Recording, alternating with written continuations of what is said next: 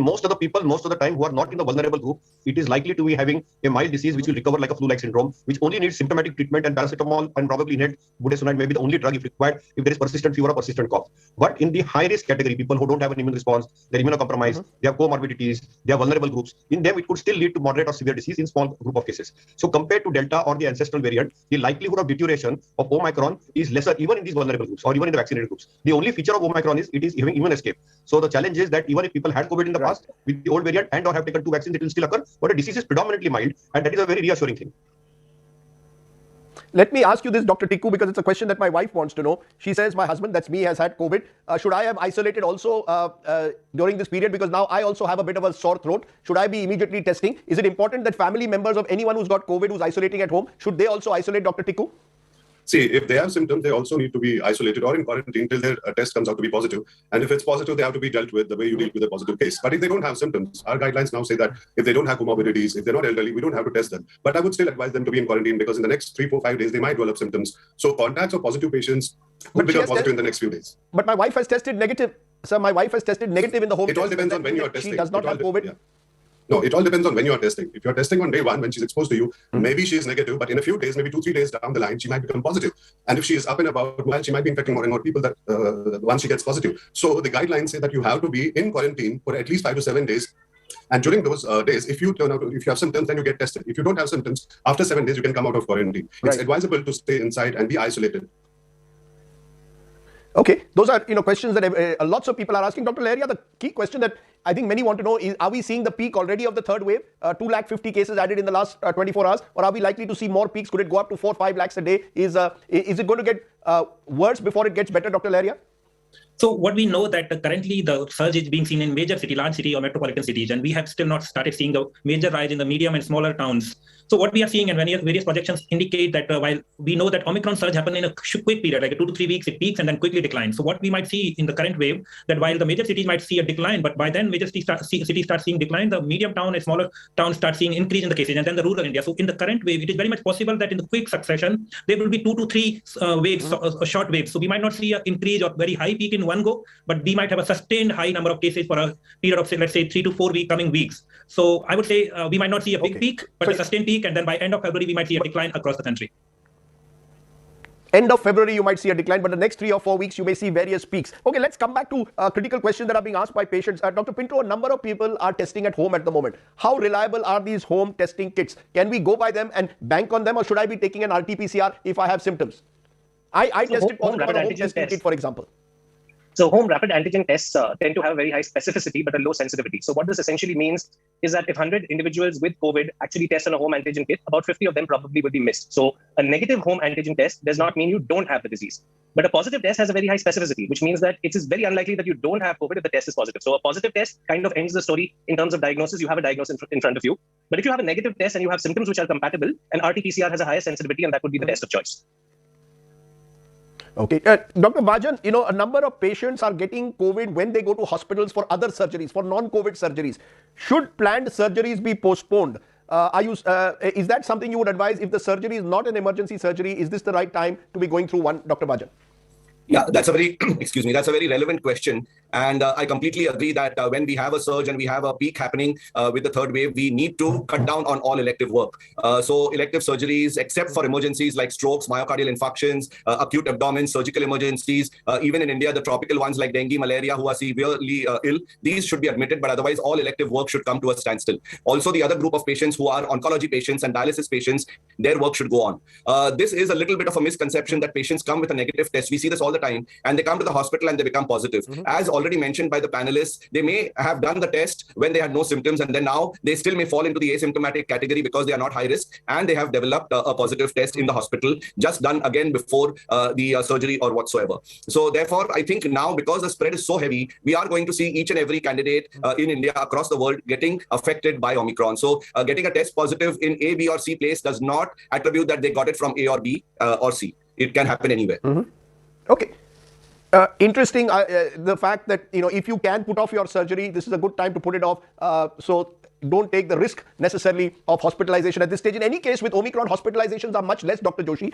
Is that, you believe, a trend that will sustain itself? You're looking at Mumbai, for example, and as part of the COVID task force, is there a sense of confidence that hospitalization will remain low? Because we are seeing in the United States, hospitalizations are surging. We don't know whether it's only Omicron that's doing it or a mix of Omicron and Delta. But in India, hospitalization under control. Do you believe that will remain the case for the next few weeks? Rajdeep, I think you're very right. In US, the picture is unvaccinated population, a little bit of Delta and Omicron. In India, we on Omicron world, clearly the number of hospitalizations, need for oxygen, need for ventilator, ICU care is much, much less. But we still have Delta around, and we should not miss that occasional Delta. If they see, Omicron predominantly is the throat virus, and predominantly affects the throat, nose, and the body in general, but does not affect the lower airways or the lungs. And there is very good data to support that. While Delta still affects the lungs. So if you have a lung involvement, we'll still need hospitalization. Across India, it is a very heterogeneous mix. So you will see predominantly Omicron, but a little bit of Delta. In the hospitals, we are clearly seeing much lower numbers. The need for oxygen in Mumbai, for example, if we compare second and the third wave, head-to-head is far less. It's almost 90% less than what we needed at a peak in April, for example, and compared to now where we are at a peak probably. So it's very clear that the Omicron-related illness definitely has a much lower hospitalization, need for oxygen, ventilator, or critical care.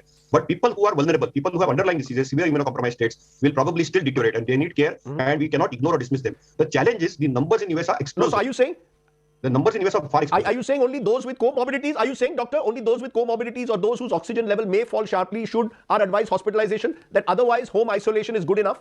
That's correct. That's absolutely correct. That people who are not below 50 years or 60 years and do not have underlying comorbidities, they definitely will recover. Most people will recover at home only. But they need expert supervision. We still need to monitor oxygen saturation, and we still have that occasional Delta around. But US, probably the numbers are so explosive. That is why their healthcare infrastructure is getting strained. And in India also, if the numbers explode and we have a test positivity rate of almost 50%, then again the healthcare system can get overburdened. But it's unlikely to happen, because actually right now, if you see, we are already seeing a little bit of plateauing or flattening effect in Mumbai coming up. And if we are following a South African pattern, it is likely that we will be out of this maybe by mid-February, at least in Mumbai city. That's reassuring, at least for Mumbaikars. What are the new markers for hospitalization, Dr. Tikku? When are you, because a lot of people are asking about this. As I said, those who got elective surgeries, it's being suggested postpone them. Are there any new markers when you're telling someone to hospitalize? Is it again low oxygen levels or comorbidities, as I suggested earlier? Yeah. Well, if it's progressive, the disease, and it goes to the lungs, which is not happening with most of the Omicron patients, then we advise admission. If they're having chest pain, if they're having breathlessness, if their saturations are dipping to less than 94%, or if there are very high risk comorbidities, diabetes, hypertension, heart failure, then we advise admission. But having said that, majority of the patients who are getting admitted with COVID right now are the ones who have comorbidities and the ones who have severe disease in the ICU. Almost all of them are, most of them are not vaccinated, or they are diabetics, or they have some sort of comorbidity, or they are elderly. So if we look at the statistics, even globally or even otherwise, most of the patients who are young without comorbidities, they are not needing hospitalization at all. The ones who are getting hospitalized or are having moderate to severe disease are the ones who are not vaccinated and have comorbidities. So that's why the hospitalization rates are much lesser this time. So very clearly, if you're unvaccinated or partly vaccinated, that is a real fear. We'll come to vaccines in a moment, but to look at treatment for now. Dr. Pinto, is paracetamol the only basic treatment for someone who's home isolating? I can tell you what I did. I had vitamins, Bicosules in the morning. I had vitamins, cetrazine in the evening. During the day, I was taking certain tablets for my cough. Is paracetamol the only treatment, or a Dolo? Is that enough over 5-6 days?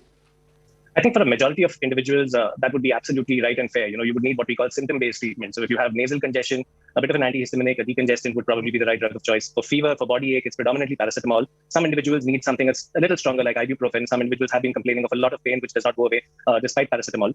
The antiviral drugs that are currently available in India are molnupiravir and remdesivir, and I would use them in a very tiny fraction of individuals. Individuals who may be unvaccinated and are high risk. So somebody who has multiple comorbidities, who is high risk of deterioration.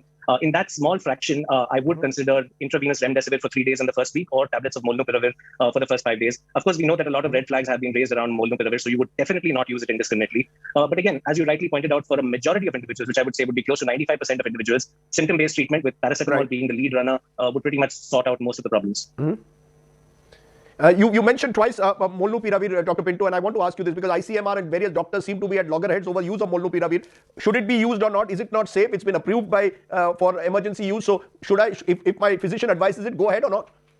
So if you look at the drug trial, which actually proved the utility of molnupiravir, it was used only in unvaccinated individuals. So that's number one. Number two, even in that trial, it showed about a 30% risk reduction in the risk of progression of disease, right? So that's not a huge number in unvaccinated individuals. So whether in vaccinated individuals it really provides any extra juice is highly debatable. Now, in children under 18, there are concerns related to cartilage growth being affected. In individuals on the whole, there are some concerns related to it being potentially promoting cancer. So that's a cause for concern. In pregnant women and in individuals who are potentially of the childbearing age group, there are fetal abnormalities which have been marked as a red flag. So definitely not a drug to be used across the board, right, but in a small subsection. So supposing you have an immunocompromised individual, for example, in whom vaccine efficacy is a little under question, have they really, mounted an antibody response to the vaccines? In somebody who's elderly with multiple comorbidities, I wouldn't, of course, discussing it with the patient, explaining to them all these above caveats, I would consider it in a very tiny fraction of individuals, but definitely not to be used across the board. Okay, something else which has also been debated is antibody cocktails. Are they ineffective or effective, Dr. Bhajan, against Omicron? Are you recommending it to any of your patients? Yeah, so that's again an important question. We have had monoclonal antibodies being given to hundreds and thousands of patients by all of us, but that was during the Delta wave. And we have enough evidence now that it does not work against the Omicron. The good part is it doesn't stop there. So there is, just as the virus evolves, our medications and our science evolves. And we have had the newer drug that is a synthetic monoclonal antibody called the Sotrovimab, which is US FDA approved for patients who are mild and moderate Omicron, and it definitely works on that. Also, the other drug which just got recognized by the WHO for critical and severe cases is the age-old rheumatoid arthritis drug that is baricitinib along with the steroids. So now we have definitely more and more medications in our armamentarium along with the home care molnupiravir, as Dr. Lance beautifully explained. Pallavi is asking, Dr. Tikku, are there any home remedies to fight Omicron? Should we look at home remedies at all? Well, not really. Well, you can do the gargle steam, you can have your kada and things like that. They do give you some symptomatic relief, but I don't think it would really help in fighting the virus. Well, it's self-limiting. No matter what you do, it's going to take its own sweet time. So paracetamol, good hydration, listening to your doctor, staying in isolation is what I would advise, but no harm. You can try all that, and it might just give you some sort of symptomatic relief, but go with medical advice, I would say. Okay, let's look at vaccines for a moment. Dr. Laharia, it appears as of now, mainly those who are getting hospitalized are unvaccinated or single vaccinated with comorbidities. Vaccines, are double vaccinated people also at risk is a question being asked. If I'm double vaccinated, I was double vaccinated, I've got Omicron. Am I less at risk clearly than someone who's even single vaccinated? Is double vaccination and insurance? So what we need to remember that vaccines prevent from severe disease, hospitalization, and death. So vaccines do not prevent from infection. And that is a major confusion which people are facing, that people are saying they are vaccinated, but they still got infection. So let's be clear that vaccines do not prevent from infection, at least the vaccines which are being used in India, but they continue to prevent from severe disease, hospitalization, death. And for that, 2 shots of vaccines are enough. And that's what is happening. We are seeing a decoupling of infection from disease or hospitalization just because of people are vaccinated. So vaccines continue to protect, and 2 shots of vaccines for every adult continue to protect. Of course, the risk of infection is there, and even amongst vaccinated, a small fraction of people can get moderate to severe disease, but most likely those individuals are the ones who have a coexisting morbidities or pre-existing morbidities, or the individual who are 60 plus or other health condition. But to summarize, vaccines continue to protect, 2 shots are enough. And along with that, if you are eligible for precaution shot, being a health worker, frontline worker, or 60 plus with comorbidity, please get a precaution shot that will provide additional layer of protection. But to prevent infection, please follow COVID behavior and especially mask. I'm coming back to, let's come to those precaution doses in a moment, because Dr. Joshi, many are asking, why is the mixing of vaccine not being allowed? You've been part of various discussions on this. If I've taken Covishield, double vaccinated, my booster, I'm over 60, I have to take it only Covishield. Should I not have had the option? And this is again linked. Why are Covovax and Corbevax not available as vaccine options? Everyone is saying that these are perhaps, the ideal booster is a Covovax booster, but it's not available. Do you believe mixing is a good thing? Or are you okay with the present system? So let us look at the science of this, Rajdeep. Science of the current data globally published shows that mix and match strategy is a heterologous boosting is a much better strategy. As far as India is concerned, we have not generated any Indian science on this. It is ongoing science. So there is brevity of data from the Indian part on the mix and match part of it, which is why currently, because it's a very centralized process, none of us have any role in the decision-making process of the vaccination policy. It is completely centralized, and therefore they have decided to give after 9 months a precautionary dose. They are not even calling it as a booster dose to healthcare workers or frontline workers, etc. Yes. Clearly, we need to generate good quality science in the so-called heterologous boosting strategy and definitely use much more vaccines. But it will depend on the availability of the other vaccines. For example, we had Moderna approved, which was supposed to come to India, which has never come. We had a Janssen vaccine approved in India, which was supposed to get produced in September. It has never come. We have Covovax and Corbevax, which have been approved by the DCGI, but they are still not in the market. Sputnik was there, but it hardly got used. No, why? Dr. Joshi, why is Covovax not in the market? Serum Institute is manufacturing it, exporting it to other countries, but Indians can't have access to it. I completely agree with you. I mean, this is a question which I would also ask to the people who are there. And I think these are all related to the availability of the vaccines. So currently what they have done is they have collected the best available evidence and try to give the best available option to the people which are available, which is the same dose because it's a little delayed dose. Also, a lot of the science is based on the presumption people have hybrid immunity, which means there has been a large exposure. And also we have seen that most people now in the Omicron wave also will get exposed and there will be an immune escape phenomenon. So obviously there are multiple challenges in this, but clearly this is one unmet need where Indian science needs to be generated quick and fast, because then it will give us answers to your question, Acharji. Yes. Okay, then, linked to this, D. Chakrabarti asked Dr. Pinto, what is the logic of the 9-month gap for booster dose? He says, the threat is now, my parents are 82 and 76 years. They got Covaxin and 1 month gap and are now being denied booster because it is 6 months since their second shot. At their age, they need a booster now. Do you agree that the gap needs to come back from 9 months, maybe to 6 months?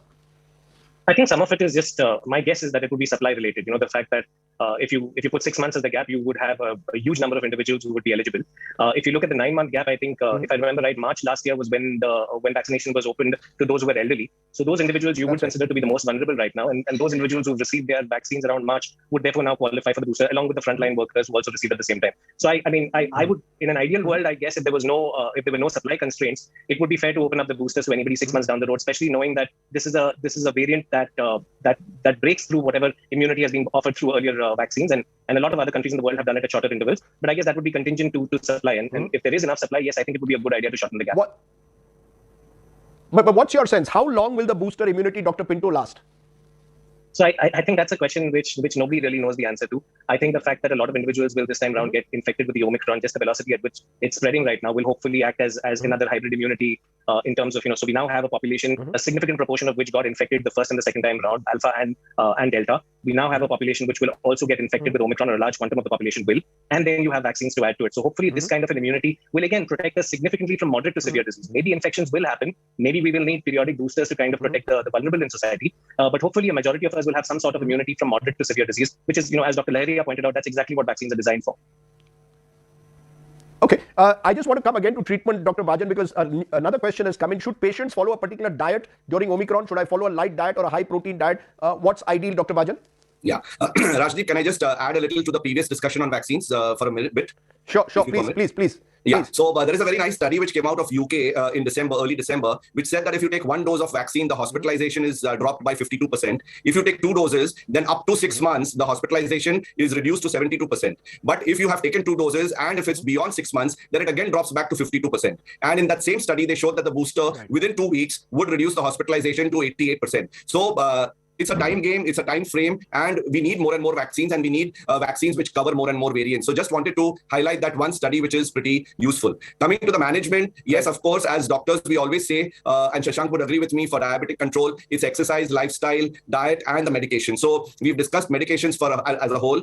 Diet, I don't think having suddenly a high protein diet or a better carb diet or something like that during the COVID pandemic would change the picture. It's only when you are in good time that you should build up your immunity, and you must improve your diet, your lifestyle. You might even do some pranayams and many other yoga stuff, even Surya Namaskars to build up your immunity. But there is no one particular magic diet which is going to help you to fight the infection. Right. In fact, Dr. Joshi, someone is asking, are there any superfoods to boost immunity? Dr. Joshi, any superfoods? See, there are a lot of these available on Dr. WhatsApp and Dr. Google. Please don't get carried away by them. Eat on time, eat appropriate food, have a portion control, have adequate liquids, warm water, sleep for a good 8 hours, and eat slowly, don't eat very fast. These are simple things which we can do. Yes, there are many natural foods which are available, including fruits and vegetables, which have very good antioxidants. So I think you just should continue your normal diet. We should not have excess of carbs, excess of fats. Don't have fried and fast food. Don't try to order foods. Try to have simple home cooked foods which your ancestors used to have. That's all you need to do during COVID times. Maybe a little bit of extra protein definitely helps, and that's all you need to do. So there is no rocket science in this. But the only challenge is currently we are wedded to a lot of fast foods and fried foods, which actually can be deleterious for immune response. They can have trans fat, and they can trigger cardiometabolic conditions. And all the deaths which occur due to COVID is all because of cardiometabolic underlying abnormalities like diabetes, blood pressure, heart disease, kidney disease. And they definitely need some amount of eating less, eating slowly, eating on time, having a large breakfast, moderate lunch, light dinner, and being, just using simple common sense and grandma's remedies. That's all you need to do.